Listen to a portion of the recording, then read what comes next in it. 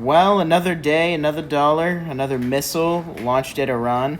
No, in all honesty, though, I really do hope we come to some sort of deal with Iran. The president has now demanded an unconditional surrender, so we will see what happens tomorrow. If I'm going to be honest with you, I think everything is going to come down to the FOMC rate decision tomorrow and whether or not the U.S. does actually join the war against Iran.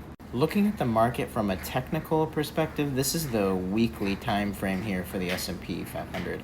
As you can see, we have this trend line right here and this trend line right here. And when you draw them like this is called a bear flag.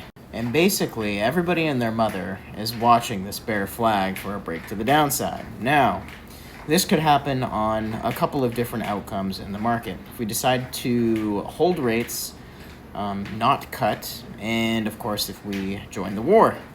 However, if we decide to not join the war and we do decide to cut rates, cutting rates is extremely bullish for the market, so we could see this thing break to the upside. Now those were just two examples. Of course, there could be a mixed range of outcomes with those two scenarios. So this is the big thing that we will be watching tomorrow. And I'm going to be totally real with you here. If you've had a hard time trading the past few weeks, it's because we've literally been in a 25 to 30 point range. And we really haven't moved outside of it at all. Earlier this year, we had huge dips in the market, huge rips in the market, but we've really been holding steady in this 25, 30 point range. Now make sure you're paying attention for FOMC tomorrow. At 2 o'clock, the federal funds rate decision will be announced and will be followed by a meeting at 2:30 with Jay Powell. And by Jay Powell, I mean this guy, Jerome Powell. He is the chair of the Federal Reserve, and tomorrow he will be speaking at 2:30 after the federal funds rate decision.